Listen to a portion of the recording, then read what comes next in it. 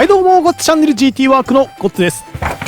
私以前リン酸鉄リチウムイオンバッテリーを使った走行充電システム作ったことがあるんですけども、当時はまだ製品の種類が少なくて、高いメーカーから安いメーカーまでいろんなやつをかき集めて作ってたんですね。ただ昨今、安くて性能のしっかりしたリン酸鉄リチウムイオンバッテリーをいっぱい発売している LI タイム、このメーカーがインバーターから走行充電器までまるっと全部ラインナップを揃えてきたみたいですので、本当に同じメーカーの部品だけで組み上がるのか、実際に試してみたいと思います。あとですね、ヒューズの場所や電流値、それから配線の許容電流の選び方とかもよくわからないっていう質問いただきますので、そこら辺の選択の仕方も解説したいと思います。で、今回制作に使用した機器や工具なんかは下の概要欄に詳細載せておきますので、気になる方いらっしゃいましたら見てみてください。で、かなり安い価格でバッテリーを販売しているメーカーですので、ここが作る他の機器もちょっと期待しちゃいますね。はい、じゃあまずはとりあえず片っ端から中身出していきましょう。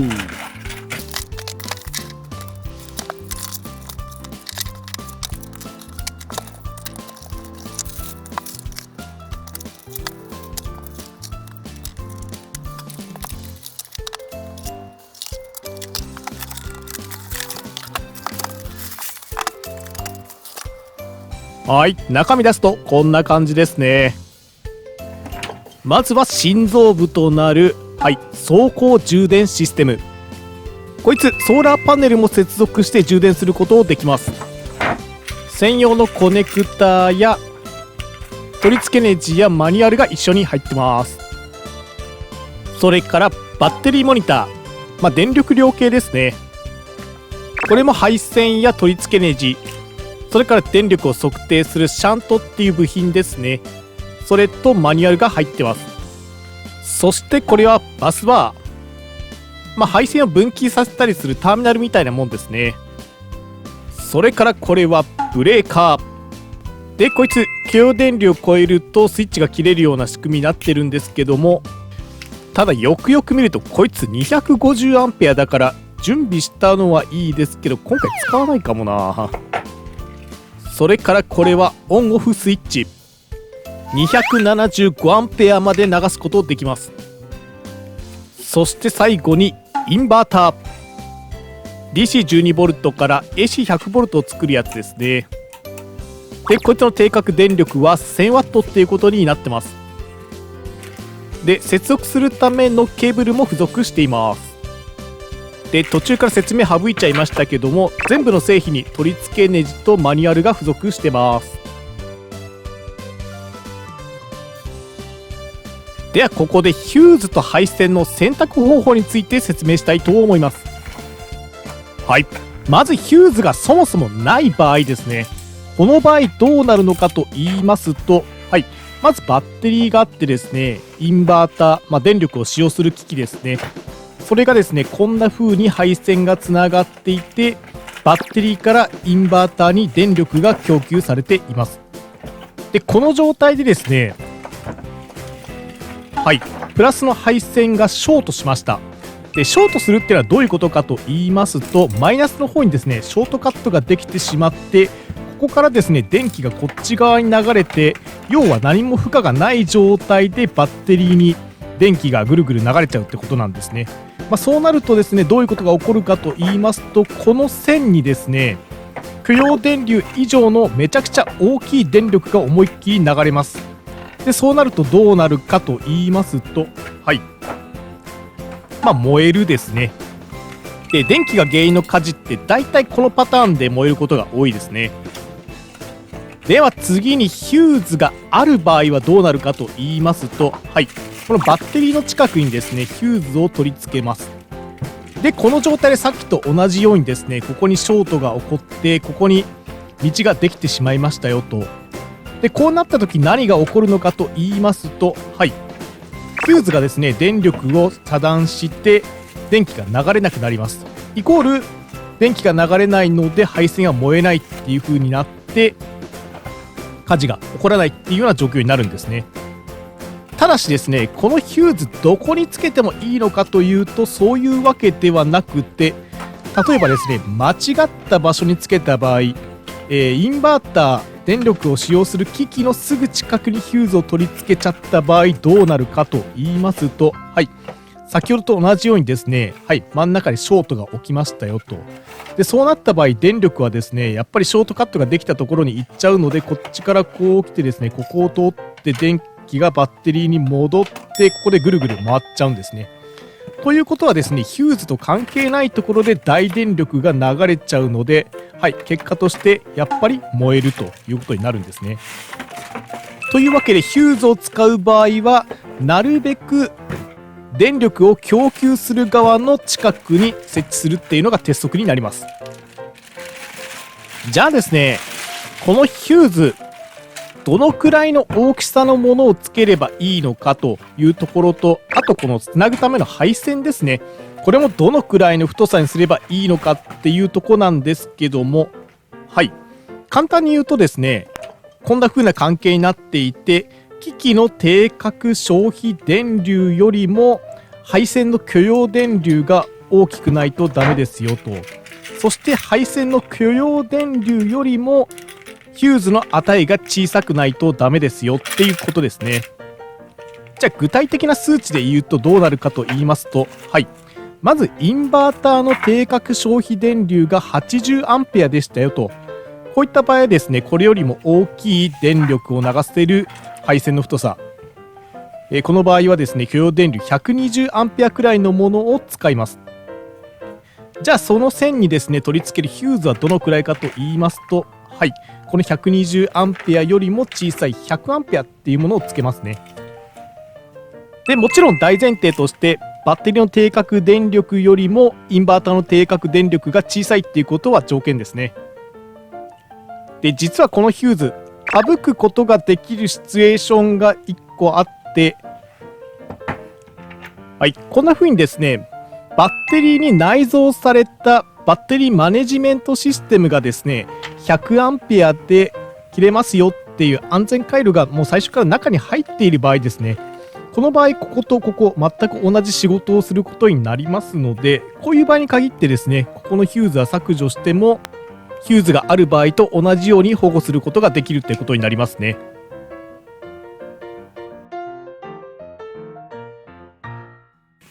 では早速部品の配置をやっていきたいと思います。でこれはベースとなる木の板です。作戦としてはこの板を使ってある程度家の中で組んでから車の中に持ってこうって感じですね。でまずは部品のレイアウトを決めます。だいたいこういう場合は一番大きな部品から乗せていくと意外に位置が決まりやすかったりしますね。では今回構築するシステムの配線図全体としてはこんな感じになっております。まずですね、サブバッテリーでこれ定格電流100アンペアのものですね。マイナスから辿っていくんですけども、ここから出てですね、まずスイッチを通ります。これでオンオフすることができるようになってますね。でそこからですね、シャント、これは電力を計測するための装置ですね。でそこを通ってバスバー、これはですね何本もの配線を束ねるような役割をしてくれるものですね。でそこから分岐するんですけども、まずはインバーターの方に行って、これで電力を使うような形になりますね。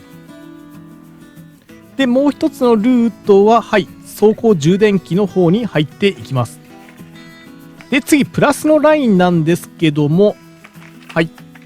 まずはですね出てきたものがヒューズ、これ100アンペアですねを通ってインバーターに入っていきます。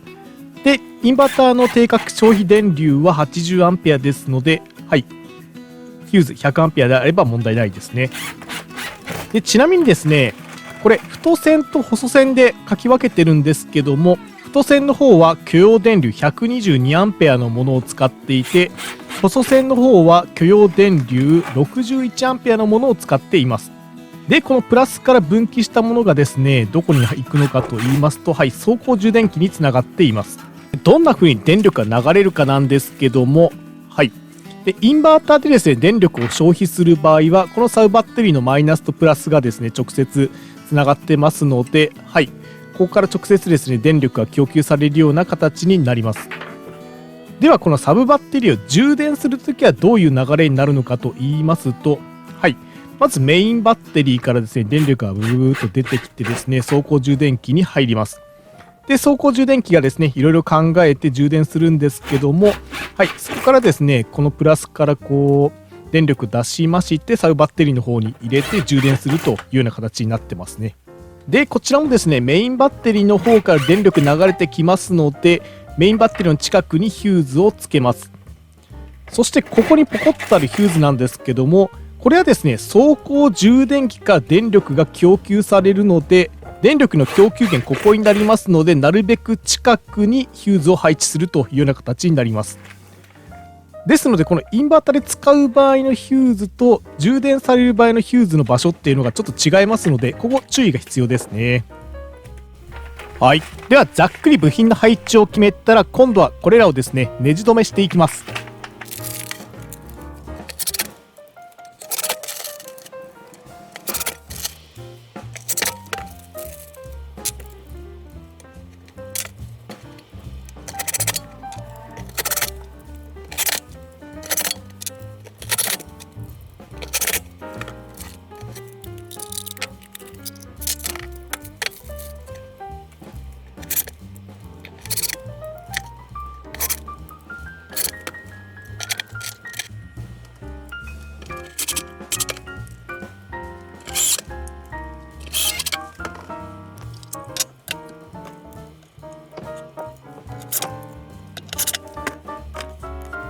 はい。というわけで取り付けが終わるとこんな感じですね。で、先ほど紹介した配線図とほぼ同じような配置となるようにしています。やっぱり部品を配置するとなんとなく完成図が見えてきますね。では次は配線の接続やっていきたいと思います。まずはマイナス系列からつないでいきますかね。でこのスイッチだけは配線を接続しないと本体固定できなかったのでまだ固定されてないですけども裏面の端子とこのシャントの片側ここを接続していきたいと思います。で使うのはこれ日フの裸圧着端子 R14 の8こいつをメインで使っていきたいと思います。ちなみに R っていうのはこのコネクタの形状先端が輪っか状になっている形状そしてその後の14っていう数字が差し込む配線の断面積の目安でその後ろの8とか10とか書いているやつが輪っかに適合するネジのサイズですね。で今回は断面積8スクエアの線2本イコール16スクエアを使おうとしてるんですけどもこの端子の方には14って書いてますけどもこれ幅があってですね10.52 から 16.78 まで使えるっていう風に幅を持ってます。で今何してるのかと言いますとどの機器にどの端子を使うか間違わないように並べてるとこですね。はい、このバスバーのとこも M8 っぽいので M8 の端子を置いておきますというわけでまずはここの3箇所をつなぐ線を作っていきたいと思います。で使うのはこれ断面積8スクエアで許容電流 61A の KRV ケーブルですね。でインバーター自体は 80A 以上流れるのでこれを2本使います。ではこれを適当な長さに切って配線を向いていきます。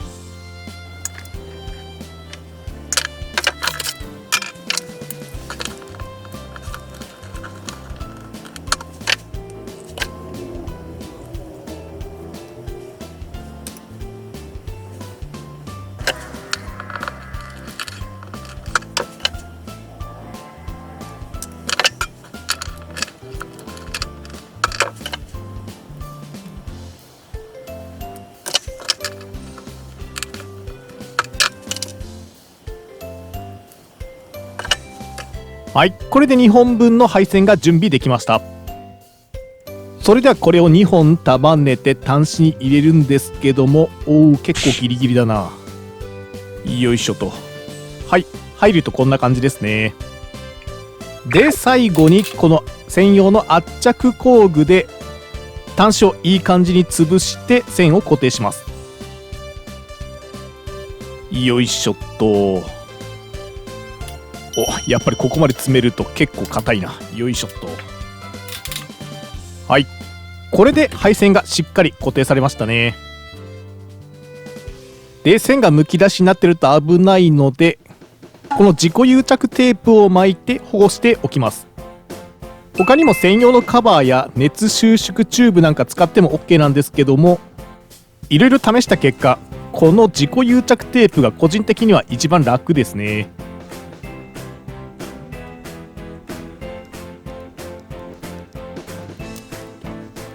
はい、巻き終わるとこんな感じでは、同じ要領で反対の方も端子つけていきたいと思います。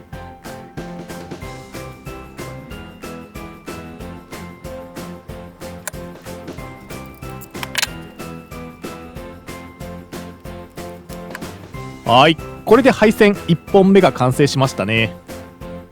同じ要領でもう1本の線も作っていきます。はい、2本線が完成したので本体に取り付けていきましょう。まずはスイッチですね。この裏のネジに取り付けるんですけど、こいつ横こうやってですね引っ張るとカバーが外れるようになっていて、配線を通すスペースを作れるようになってます。ではここに配線を接続するんですけども、あれ入んねえ。しまった、こいつネジのサイズ M10 だ。インバーターやバッテリーのネジ M8 に統一されてたので、てっきりこいつも M8 かと思ってたんですけど、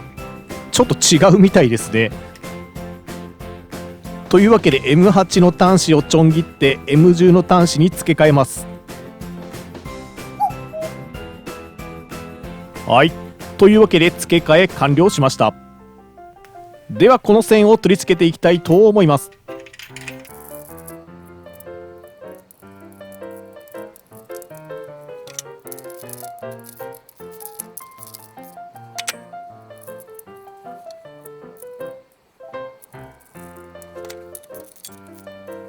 はい、これでスイッチの配線の取り付け完了ですね。次は配線のもう片方をシャントに取り付けていきます。ちなみにこのシャントのネジも M10 でした。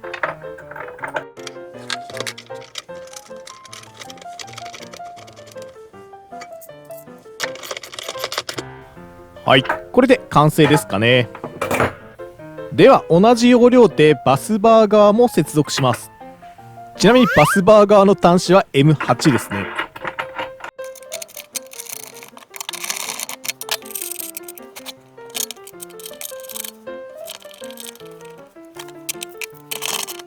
はい、これで取り付け完了ですかね。もうちょっと短くてもよかったな。はい、というわけでバッテリーからスイッチ、シャント、バスバーまでのルートが接続されました。でこれでスイッチの背面の接続が完了したので本体を固定していきます。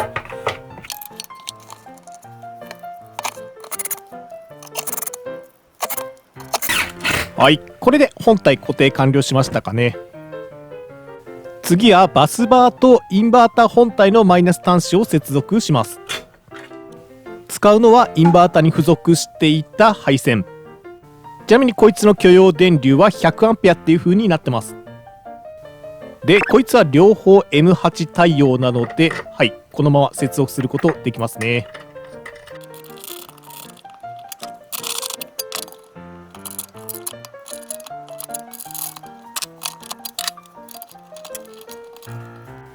はい、これでメインのマイナスの配線が完了しました。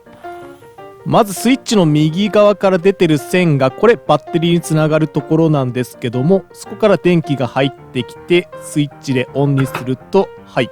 電気が流れるようになって、次にシャントに入ってここで電力の計測を行います。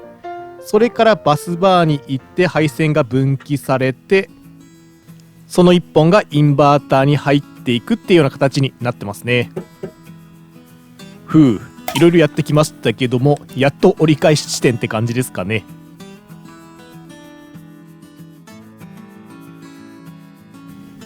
じゃあ次はこの走行充電器を接続していきたいと思います。でこいつ接続方法はコネクター方式っていう風になっていて、付属のコネクターにケーブルを接続して使用します。こんな風にコネクターと中の端子がセットになってますね。でこれもさっきと同じ要領で端子に配線を接続して圧着すれば OK ですね。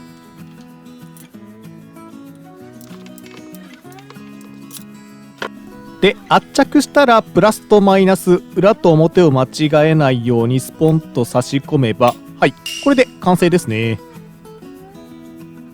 で反対側には先ほどから使っている M8 に対応した端子を取り付けて、マイナスが集まっているバスバーに接続します。で走行充電器の定格電流は 40A ですので、こいつを接続するケーブルは8透けの線1本で大丈夫です。はい、これでコネクター同士をカチャッと接続すれば、はい、これでマイナス側の配線が完了しましたね。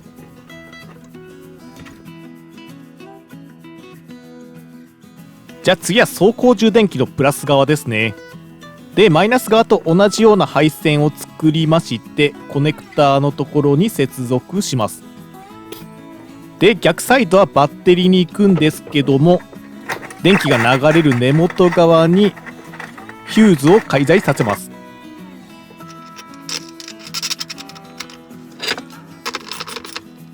最後にコネクター同士を接続すれば、はい、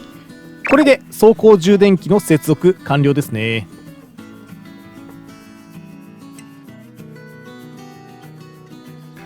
では残りの配線も順番に接続していきます。で走行充電器につながるプラスなんですけども、はい、ヒューズの反対側にバッテリーへ行く方の配線を接続します。でここに使う線の太さも走行充電器の定格が 40A ですので、8透けくらいの線で十分大丈夫です。ただバッテリーまでの距離が異常に長いとかで線が長くなる場合は必要な太さが太くなる場合がありますので、詳しくは取扱説明書を確認してみてください。あとはヒューズにカバーをつけて、バスバーの方も配線が通るところのカバーを外して本体にネジ止めすれば OK ですね。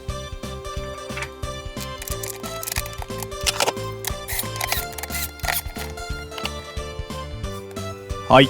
あと残っているのは走行充電器を車のメインバッテリー側に装着するコネクターの接続ですね。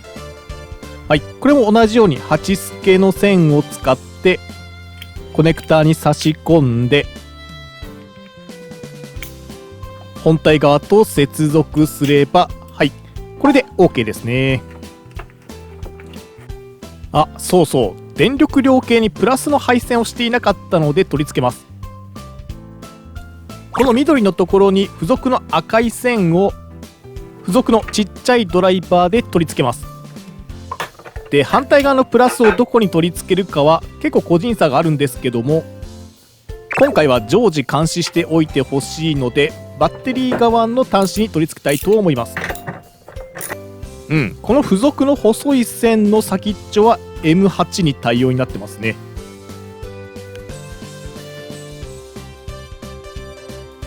はい、いろいろ配線つないだんですけど、こんな風に勝手に遊ばれるとあまりいいこと起こらないんでですね、本体に固定しておきたいと思います。で使うのはこれ、ナイロンサドル。これ電気工事とかでもよく使う配線を固定する部品ですね。これを遊んでる配線にカパッと通しまして、上からネジで固定しますと、はい、これでもう動かなくなりましたね。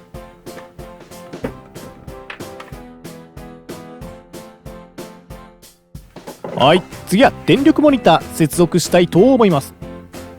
で接続方法は超簡単ですね。ここにコネクターがありますので、付属のケーブルを利用してシャント側と本体側を接続すれば、はい、これでもう完成ですね。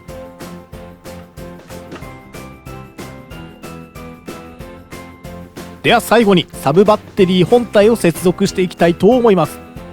使うのは前にいろいろ測定した同じメーカーの超コンパクトなリン酸鉄リチウムイオンバッテリーです。まずはプラスの方から接続するんですけども、使うのはインバーターに付属していた線、これをまずはインバーター側に接続します。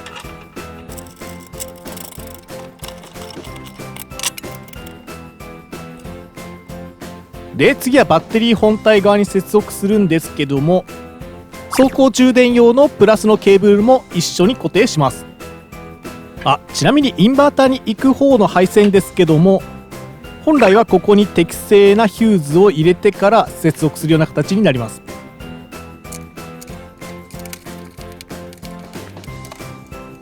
はい、これで接続完了ですね。で次はマイナス側なんですけども、これはオンオフスイッチから出ているケーブルをそのまま接続すれば OK です。で今回は間にスイッチをかませているので、そのままやってもバチッと火花が出たりしないです。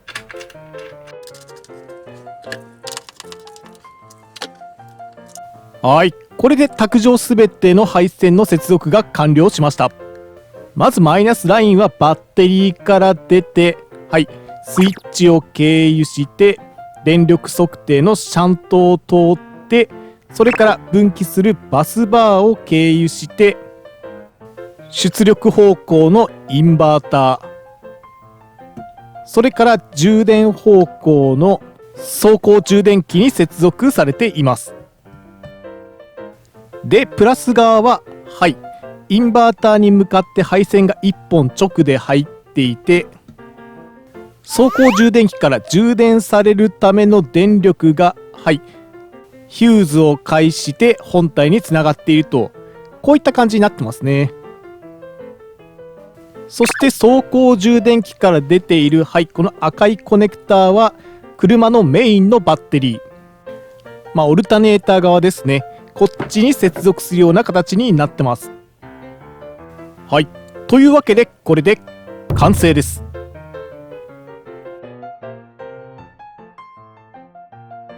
では早速電源を入れて動作確認してみたいと思います。スイッチを入れますとモニターが光りましたね。でインバーターの電源をオンにしてみますとモニターの方が光って今インバーターの待機電力ですかね、これがだいたい 5W くらいありますので、その電力が表示されている形になってますね。ちなみにこいつの出力電圧はほぼ 100V ぴったりっていう風になってますね。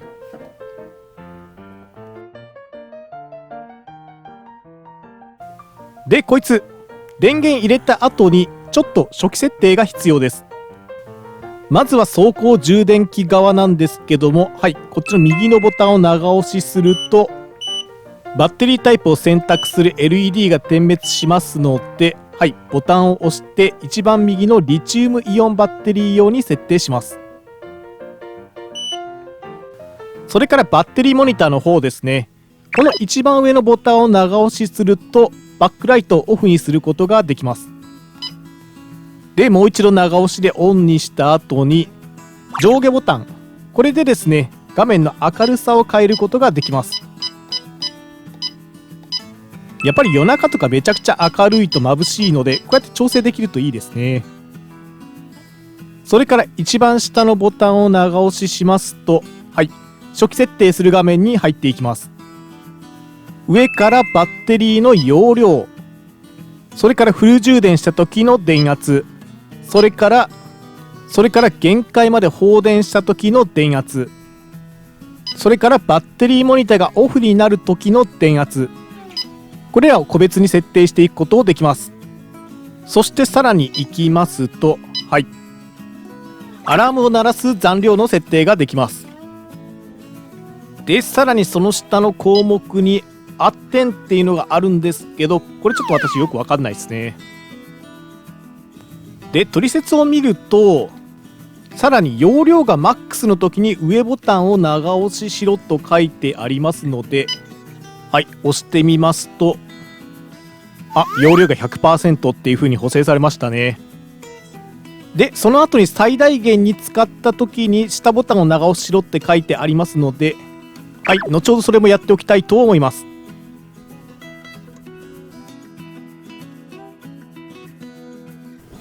はい、というわけで設定も終わって完全に使えるようになりましたので、実際に電気製品つないで動くかどうか確認してみたいと思います。で使うのはこれ、超小型のセラミックファンヒーターでは、こいつを接続して電源をオンにしますと、はいはい、ちゃんと風が出てきて動いてるみたいですね。ではこの時の消費電力はと言いますと、はい、まだどんどん上がっていってる最中ですね。はいはい、だいたい720ワットくらいで安定しましたかね。もう少しいけそうな感じですね。というわけで小型のカーボンヒーター、これを追加してみます。ではこいつを200ワットで駆動させてみますと、はい、この時の消費電力はと言いますと、だいたい920ワットということで、定格の1000ワット近く使ってるんですけども、問題なく動いてるみたいですね。というわけでこの自作したシステムでちゃんと1000ワット近くの電気製品使えるっていうことが分かりましたね。で1000ワットじゃ足りないよっていう方はですね、実は2000ワットのインバーターもあります。で今回両方準備してどっち使おうかなって迷ったんですけども、板の大きさの都合とかで今回は1000ワットのインバーター使って組んでます。で2000ワットのインバーター使う時も基本的にはこのシステム構成で使うことできます。ただバッテリーが100アンペアの出力までしか対応していないので、このバッテリーですね、これを200アンペアくらいまで出せるものに交換する必要があることと、最終的にインバーターにつながるところの配線は200アンペアくらいまで耐えられる配線に変える必要があります。ちなみにインバーター付属の線を見てみると、はい、おそらく8スケの線が4本束ねられていて、ちょうど私の作った線の2倍って感じになってますね。ちなみに走行充電用の線は同じ太さのままで OK です。はい、というわけでいろいろやってきたんですけども、やっぱり同じメーカーで全部部品を揃えられるっていうのは迷うこともなくて安心感もあっていいですね。それからここのメーカー、もともとバッテリーも結構安い値段で出しているので、他のインバーターとかの機器も意外にリーズナブルな価格で出されてるみたいですね。ただ一つ難点を挙げるとすると、配線を接続するボルトの径は全部の機器を M8 に統一してほしいってとこですかね。それからこの充電器、走行充電だけじゃなくてソーラー充電も入力できるようになってますので、ソーラーパネルも併用したいっていう人にはもってこいかもしれないですね。で詳細情報やセル情報なんかがありましたら下の概要欄に追記していきたいと思いますので、気になる方いらっしゃいましたらちょくちょく覗いてみてください。そういえば今ブラックフライデーとかやってる期間でしたかね。はい、これからもですねこの続きとか他にもいろいろ面白いものを作っていこうと思いますので、もしよかったらチャンネル登録の方よろしくお願いします。あといいねボタン、これだけがね動画を作る上で唯一の心の支えになりますので、ぜひよろしくお願いします。あとインスタ、ツイッター、サブチャンネルもやってますので、よかったら覗いてみてください。それではゴッツチャンネル GT ワークでした。